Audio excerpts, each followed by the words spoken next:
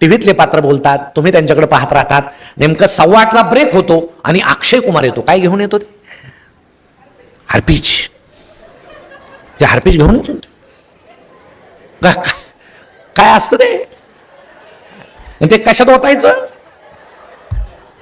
मग ते सुरू होतं बरं का, ते टॉयलेटच्या भांड्यात ओतायचं, खसखसत व्हायचं, जेवताना पाहतात.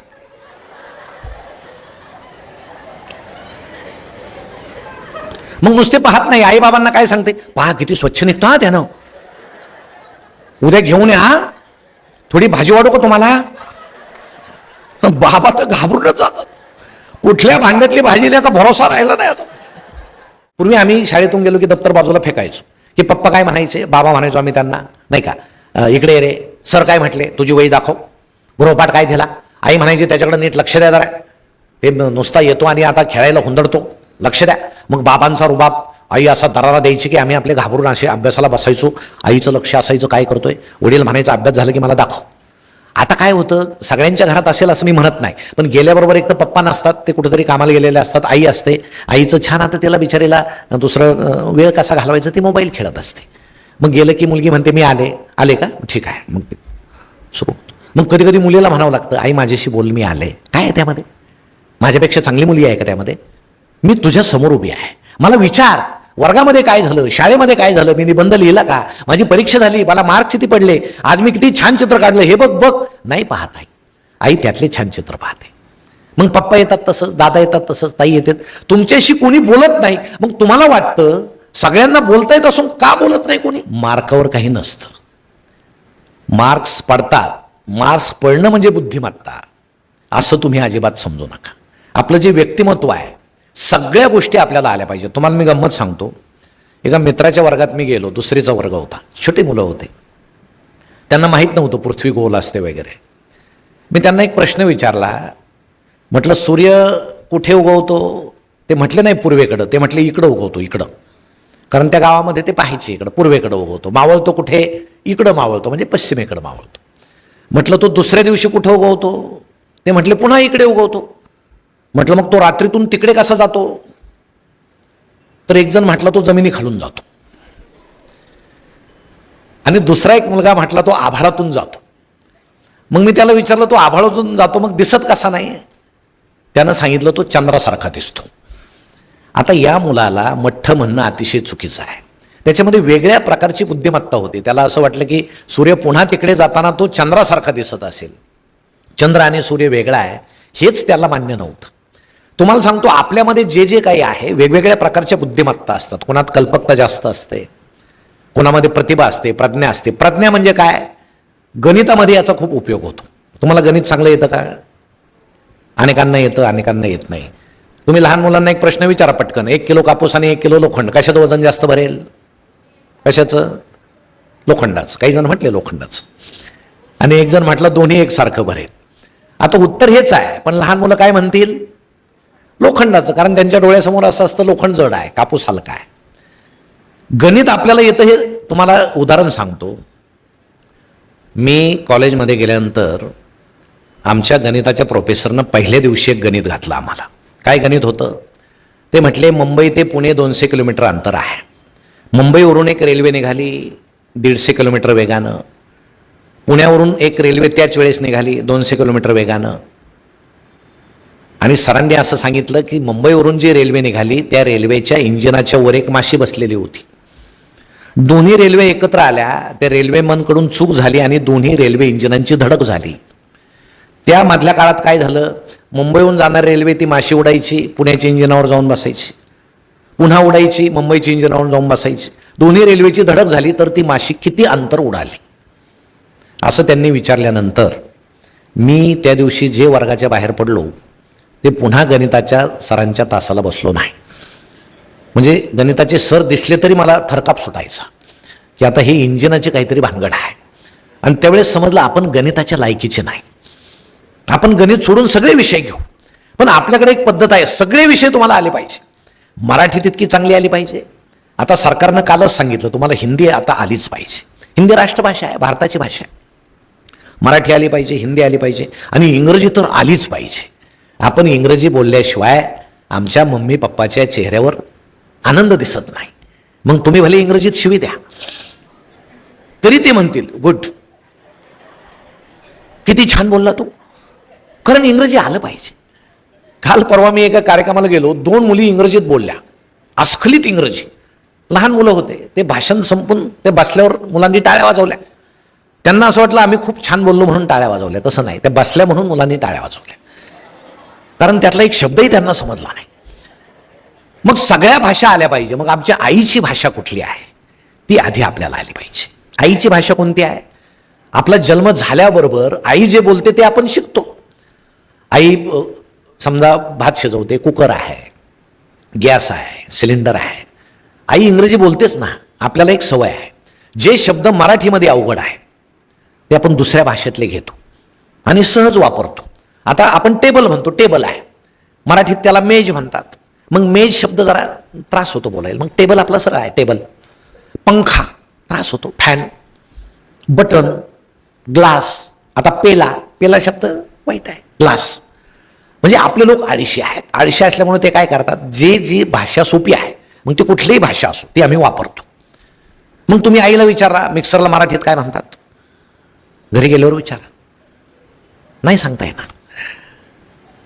पूर्वी पाट्यावर वाटायचे, तुम्हाला आठवतं का पाटा, दगडी पाटा, आणि त्यावर असं वरवंटा फिरवायचे आणि आई ते वाटायची, मसाला त्यावर वाटायची.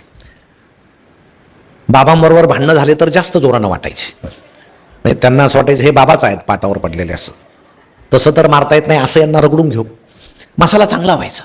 पण आता मिक्सर आहे, फ्रीज आहे, आपण फ्रीजच म्हणतो. फ्रीजला मराठीत काय म्हणतात, शीतकपाट. आता इतकं मोठं कोण म्हणेल शीतकपाट, फ्रीज. आपण विसरून गेलो आपली भाषा कुठली आहे. आपल्याला जे सोयीचं वाटेल ते आपण बोलतो. मग आपल्याला विनाकारण असं म्हणायला नको तुम्ही हिंदीच बोला, मराठीच बोला, इंग्रजीच बोला. जे काही येतंय ते आम्ही चांगल्या पद्धतीनं बोलतो. मग आता फक्त मार्क्स पडणं म्हणजे आपण हुशार आहोत का, असं अजिबात नाही. तुम्हाला सगळ्या गोष्टी आल्या पाहिजे, तुम्हाला भाषण करता आलं पाहिजे. तुम्हाला मी गंमत सांगतो, माझ्या बाबतीत झालेली. आम्ही असे बसायचो, आमचं स्कूल होतं आणि दुपारच्या वेळेस आम्ही असे बसायचो. ऊन असायचं, हे कार्यालय वगैरे काही नसायचं, मंडप नसायचा डोक्यावर. त्यावेळेस आमच्या डोक्यावर टोप्या होत्या. म्हणजे आमचा वेश कसा होता, खाकी विजार, पांढरा शर्ट. त्यावेळेस बेल्ट नव्हते बरं का, पट्टा नव्हता.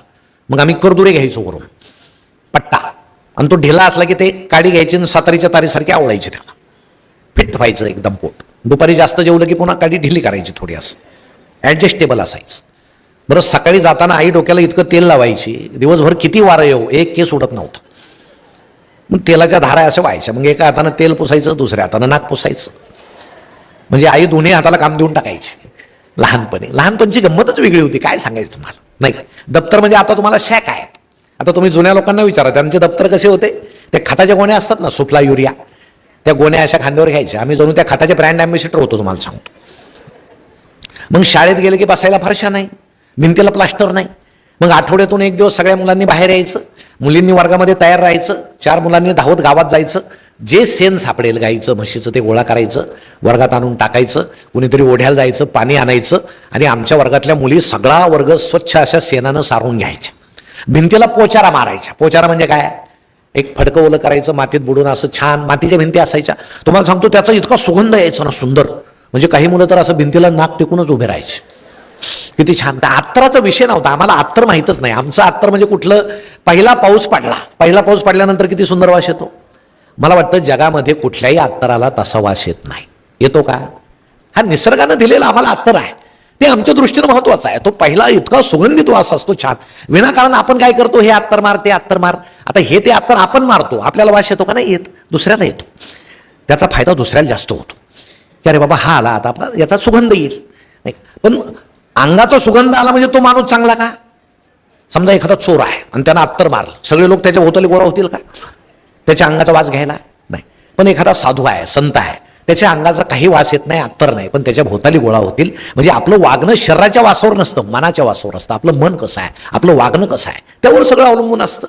मग हे सगळे लहानपणीचे दिवस जर आम्हाला आठवले, तुम्हाला सांगतो की पूर्वीची, आता मुलांना आवडत नाही पूर्वी काय होतं आणि आता काय होतं. आम्हाला तुम्ही काय सांगतात म्हणे, आता आमची मम्मी पहा, तुम्ही आता सगळी पाहता मम्मी मेकअप करते की नाही कुठं लग्नाला जायला, तर ते केला पाहिजे मेकअप. किती वेळ करते? 5-10 मिनिटं करीत असेल तर ठीक आहे, तासभर करते का? कळत असेल तर त्याला सांगा, इतका वेळ काय त्याला घालू नको, कारण तुझ्या चेहऱ्यात काही बदल होणार नाही, आहे तो तसाच राहणार आहे. मग पूर्वीची आई मेकअप कसा करायची तुम्हाला सांगतो. मला माझी आई आठवते. एक तर पूर्वीच्या आंघोळी कधी करायच्या, प्रकाश पाडण्याच्या आधी, कारण पूर्वीचे जे बाथरूम होते ते घरात नव्हते, ते घराच्या समोर असायचे आणि त्याच्या भिंती केवढ्याला असायच्या, कमरे इतकाले उंच असायच्या. म्हणजे सगळ्या आमच्या आयांना तायांना बसून आंघोळ करावी लागायची, उभं राहण्याचं, कारण भिंती छोट्या होत्या. मग आत यायचं. मग आई कसा मेकअप करायची मला आठवतं, ती गळ्यामध्ये जाड मण्याचं मंगळसूत्र घालायची, एकच दागिना होता. नंतर नऊवारी साडी घालायची. तुम्हाला काष्टी साडी माहीत आहे, नऊवारी साडी, ती नऊवारी साडी घालायची. त्या साडीला सुद्धा 4-5 रंगाचे ठिगळं जोडलेले असायचे, लाल, पिवळं, निळं. तुम्हाला सांगतो वेगवेगळ्या साड्या मिळून एक साडी तयार केलेली असायची. म्हणजे आजची आमची आई नवरात्राला प्रत्येक दिवशी एका रंगाची साडी घालते, आमची जुनी आई मात्र एकाच दिवशी नवरात्र साजरी करायची, अशी परिस्थिती होती. सगळे रंग तिच्या साडीला होते. मग कपाळाला असं गोंदल्यासारखं असायचं. काय लावायची ती? कुंकू लावायची, रोज लावायची. ते मेन लावायची आधी. आता पूर्वी गोंदायचे अंगावर, त्याला आजकाल काय म्हणतात? टॅटू. तुम्ही काढता ना टॅटू? का काढता? तुम्ही पाहता एखाद्या खेळाडूने टॅटू काढलाय, एखाद्या नाटाने टॅटू काढलाय, मग तुम्ही म्हणताय मला पूर्वी का त्याला गोंधन म्हणायचे. का गोंदायचे पूर्वी माहित होतं का? मोबाईल नव्हते. समजा मुलगा, आम्ही जत्रेत गेलो, मुलगा हरवला, कसा ओळखायचा? मग ते सांगायचे त्याच्या डाव्या हातावर गोंदलेला आहे, त्याच्या खांद्यावर गोंदलेला आहे, त्याच्या पाठीवर गोंदलेला आहे, म्हणून गोंदायचे. तुम्हाला सांगतो आता नवीन मुलं इतकं गोंदतात की घरच्याला वाटतं हा हरवलेला बरा आहे. पायापासून डोक्यापर्यंत सगळं ते विचित्र होऊन जातं, जणू साप याच्या अंगावर फिरतायत. हे नको ते पाहून तुम्ही कशाला गोंदता? त्यानं कॅन्सर सुद्धा व्हायला लागलेत. आता काही गोंदू नका. आपल्याला देवानं इतकी छान त्वचा दिली आहे, सुंदर, असं छान राहावं, विनाकारण कशाला ते काहीतरी करत बसावं, म्हणून ते गोंदायचे. मग आई कुंकू लावायची कपाळाला. कुठंतरी मातीच्या भिंतीत एखादा आरशाचा तुकडा असायचा बारीकसा, मग त्यात फक्त कपाळ दिसायचं. आई अशी पाहायची, कपाळ दिसायचं. मग पदर घ्यायची, पदराचं टोक असं जिभेमध्ये बुडवायची, असं छान वर्तुळ काढायची ठसठशीत. पुन्हा मेकअपची गरज नाही, तुम्हाला सांगतो. झाला तिचा मेकअप. म्हणजे पूर्वीचे दिवस आणि आत्ताचे दिवस जर आठवले तर इतकं सगळं बदलत चाललंय कुटुंबामध्ये सुद्धा. आता आम्ही कुटुंबामध्ये काय पाहतो? पूर्वी पहाटे उठल्याबरोबर देवपूजा करणं, देवाला जाणं, ग्रंथ वाचणं वगैरे चालायचं, व्यायाम करणं वगैरे. आता पहाटे उठल्याबरोबर तुम्हाला काय दिसतं कुटुंबामध्ये? खरं सांगा बरं, काय काय होतं? समजा तुम्ही सकाळी उठला, काय करता? उठल्याबरोबर मोबाईल पाहता. कारण काय? जगाची काळजी आहे. मी झोपल्यावर जगाचं काय झालं असेल? आता तू झोपला तिथंच जग चांगलं चाललं, तूच तेवढा विचित्र होता. काही झालं नाही जगाचं, पण लगेच आम्हाला व्हॉट्सअप उघडायचं, दानदान काय मित्रानं मेसेज पाठवला. बरं इतके दानदान मेसेज येतात, तुम्हाला सांगतो माणसं रात्रभर झोपतच नाहीत, नुसते व्यक्त होतात, नुसते मेसेज. बरं मेसेज कुठले पाठवायचे? एखादा दुसऱ्याचे लांबलचक आलेली पोस्ट वाचायची नाही, पुढच्याला पाठवून द्यायची. वाच, नको वाचू. एखादी छान कविता आली, कवीचं नाव काढायचं, आपलं नाव टाकायचं, पुढे पाठवून द्यायचं, माझीच कविता आहे, नाही का? मग ते दान असं येतं, सुरू होतं. लगेच कुठला तरी आमच्या 200 मैल दूर असलेला मित्र असतो, मग आईकडे पाहायचं नाही, वडिलाकडे पाहायचं नाही, त्यांना नमस्कार करायचा नाही, त्या मित्राला लगेच गुड मॉर्निंग. मग त्याचा मेसेज काय येत नाही, अस्वस्थ व्हायचं, हा जिवंत आहे की नाही, रात्रीतून काही झालं तर नाही. बरं तो मेसेज पाठवण्याच्या अवस्थेत आहे की नाही हे माहीत नाही, पण एकदाचा त्याचा मेसेज येतो गुड मॉर्निंग, अरे हाय हाय हाय. मग खाली खाली सरकायचं. मग अचानक एखादा फोटो येतो, काय रात्री हे गेले, मृत्यू झाला यांचा. मग पहिलं काम काय करायचं? पहाटेच, ओळखीचे असो नाही तर नसो, भावपूर्ण 4-5 फुलं टाकून द्यायचे. आता आपल्याकडे फुकटच आहे, 10-12 टाका, काही फरक पडत नाही, त्याला काही पैसे जास्त लागत नाही. मग तसंच खाली खाली यायचं की अचानक दुसरा एखादा फोटो येतो, आज यांचा वाढदिवस आहे, म्हणजे यांचा जन्म झाला, जगावर किती उपकार झाले. मग ओळखीचे असो नाही तर नसो, वाढदिवसाच्या वरचेच फुलं खाली टाकून द्यायचे. मेला तरी तेच, जन्म झाला तरी तेच. छान दिवस सुरू होतो, मस्त. तुम्हाला सांगतो पूर्वी असं नव्हतं. पूर्वी आई वडील मुलाला उठवायचे, लवकर उठ, व्यायाम कर, धावायला जा, जोर काढ, बैठका काढ. जिम वगैरे नव्हत्या, असं ते जिम नव्हत्या. ते काय असतं ना ते गव्हाचं काढं वगैरे खायला, त्यानं काय ताकद वाढते म्हणतात वगैरे, काय नाही. हे तुम्ही ते पीठ चालते ना, गव्हाचं पीठ चालते ना, आपल्याला वाटतं मऊ पोळ्या यायला पाहिजे, गरज नाही मऊ यायच्या, त्यामध्ये तो कोंडा आला पाहिजे. तो कोंडा म्हणजे ते गव्हाचं काढा आहे, तो कोंडा काढूनच विकतात इकडं. हे जे फिटनेस क्लबवाले आहेत ना, आई जो कोंडा फेकून देते तोच कोंडा गोळा करून यांना विकतात, आणि हे ते 2000ला डबा घेतात. त्याला काहीतरी वेगळंच नाव असतं बरं का, काही नाही, ते कोंडाच असतो. म्हणजे गोठ्यात जनावरं खातात असं ते डब्यात देतात, पण हे एवढं असं ते जनावरासारखं ताकदवान व्हायचं म्हणतात. हे सगळं आता विचित्र झालेलं आहे. आणि मग असा तो दिवस सुरू झाल्यानंतर आपण उठल्याबरोबर, पण गंमत अशी होते, आता तुमची चूक नाही, तुम्ही शाळेतून गेल्याबरोबर तुम्ही मला सांगा, पूर्वी आम्ही शाळेतून गेलो की दप्तर बाजूला फेकायचो, की पप्पा काय म्हणायचे, बाबा म्हणायचो आम्ही त्यांना, नाही का, इकडे रे, सर काय म्हटले, तुझी वही दाखव, गृहपाठ काय दिला, आई म्हणायची त्याच्याकडे नीट लक्ष द्या जरा, ते नुसता येतो आणि आता खेळायला हुंदडतो, लक्ष द्या. मग बाबांचा रुबाब, आई असा दरारा द्यायची की आम्ही आपले घाबरून असे अभ्यासाला बसायचो, आईचं लक्ष असायचं काय करतोय, वडील म्हणायचं अभ्यास झालं की मला दाखव. आता काय होतं, सगळ्यांच्या घरात असेल असं मी म्हणत नाही, पण गेल्याबरोबर एक तर पप्पा नसतात, ते कुठेतरी कामाला गेलेले असतात, आई असते, आईचं छान आता त्याला बिचारीला दुसरं वेळ कसा घालवायचं ते मोबाईल खेळत असते. मग गेलं की मुलगी म्हणते मी आले का, ठीक आहे, मग ते सुरू. मग कधी कधी मुलीला म्हणावं लागतं, आई माझ्याशी बोल, मी आले. काय आहे त्यामध्ये, माझ्यापेक्षा चांगली मुली आहे का त्यामध्ये, मी तुझ्या समोर उभी आहे, मला विचार, वर्गामध्ये काय झालं, शाळेमध्ये काय झालं, मी निबंध लिहिला का, माझी परीक्षा झाली, मला मार्क किती पडले, आज मी किती छान चित्र काढलं, हे बघ बघ. नाही पाहत आई त्यातले छान चित्र पाहते. मग पप्पा येतात तसंच, दादा येतात तसंच, ताई येतात, तुमच्याशी कोणी बोलत नाही. मग तुम्हाला वाटतं सगळ्यांना बोलता येत असून का बोलत नाही कोणी. मग 7च्या दरम्यान आई काय करते, त्याच्या आधी स्वयंपाक आटोपते, लगेच टीव्ही लावते. 7ला मग बसते मस्त असं प्रवचन ऐकायला बस. का 7ला काय सुरू होतं, सिरियल सुरू होतात. 7 ते 9 कोणी कोणाशी बोलायचं नाही. एक दिवस सासू येते, सुनेला बोलते, दुसऱ्या दिवशी सून येते, सासूला बोलते. त्या स्त्रिया येतात, खोटं खोटं रडतात, डोळ्याला ग्लिसरीन लावून. आई खरं खरं रडते, त्यांना रडायचे पैसे मिळतात, ही फुकट रडते. मग तुम्हालाही वाटतं आपण तरी काय अभ्यास करायचा, आई शेजारी जाऊन बसू, काय चाललंय पाहू. मग आई पाहते, आपण शेजारी बसतो, मुलगा येतो शेजारी बसतो, सगळं कुटुंब टीव्ही पाहतं. बाबा येतात. आता पूर्वी तुम्हाला माहित आहे का, बाबा घरी आले की पूर्वीची आई आहे ना असं डोळे मोठे करायची, कुठं होता इतकं, ते घाबरून जायचे बिचारे, अरे लवकर आलं पाहिजे, तुम्हाला कळणार नाही ते. पण आता आई काही विचारत नाही, ते येतात सोफ्यावर बसतात, त्यांच्याकडे कोणाच लक्ष नसतं. आईचं लक्ष एपिसोडमध्ये असतं, इथला हा चुकला तर काय, हे कुठं जाणार आहे आपले, 2 दिवस फिरतील पुन्हा इथं येतील. हे सिरियल मधले चुकले तर अवघड आहे. त्यात आज शनिवार आहे, आज चुकलं तर उद्या सुट्टी आहे, प्रॉब्लेम होईल. थेट सोमवारीच पाहायला मिळतील कुठं आहे. मग 8ला लगेच आई सांगते चला स्वयंपाक तयार आहे, जेवायला आणा. मग आपण धावत जातो किचनमध्ये, स्वयंपाक समोर सगळ्यांना वाढलं जातं. बाबा असे बसतात, तुम्ही असे बसता, आई असे बसते, सगळ्यांना जेवायला वाढलं जातं. सिरियल पाहतात, कुणी कुणाशी बोलत नाही, टीव्हीतले पात्र बोलतात, तुम्ही त्यांच्याकडे पाहत राहतात. नेमकं 7:15ला ब्रेक होतो आणि अक्षय कुमार येतो. काय घेऊन येतो, ते हार्पिच, ते हार्पिच घेऊन येतो. काय असतं ते कशात ओतायचं, आणि मग ते सुरू होतं बरं का, ते टॉयलेटच्या भांड्यात ओतायचं, खसखसत व्हायचं, जेवताना पाहतात.